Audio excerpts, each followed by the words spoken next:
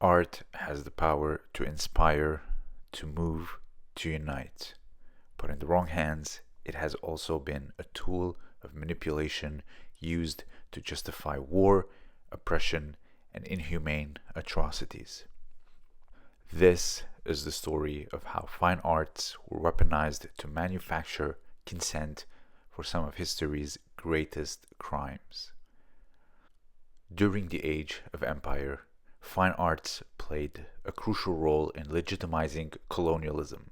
Lavish paintings depicted European explorers as noble civilizers, while native populations were often painted as grateful subjects or worse, as savages in need of control.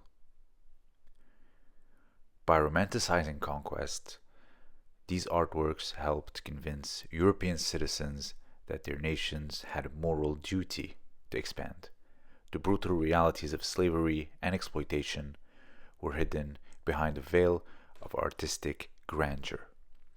Under Adolf Hitler, fine arts were tightly controlled to protect the image of Aryan supremacy.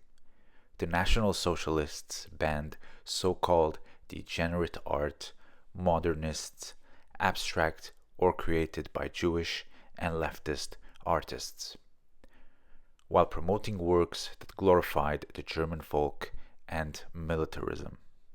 Hitler himself was a failed painter, but he understood the power of imagery.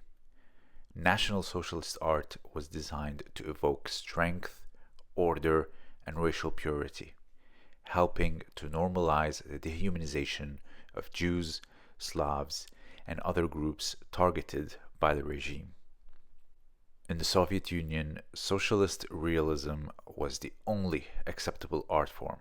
It depicted Joseph Stalin as a benevolent father figure, workers as joyful, and the future as bright.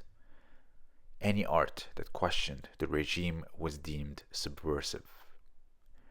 While authoritarian regimes used realism, the United States promoted modern art as a weapon of influence in the Cold War.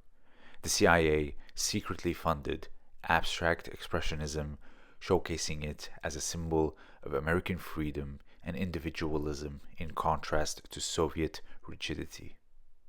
It's ironic.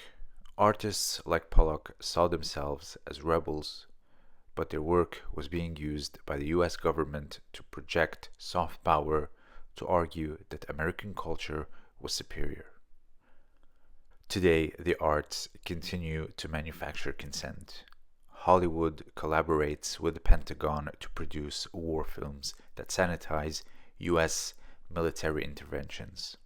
Video games turn warfare into entertainment. Even advertisements use aesthetics to make war seem heroic. When war is portrayed as glamorous, it's easier to ignore the civilian casualties, the drone strikes, the endless conflicts. Art still shapes how we see the world and who we see as the enemy. Art can be a weapon of propaganda, but it can also be a tool of resistance. Artists have fought back against the narratives of power. The question is, who controls the brush?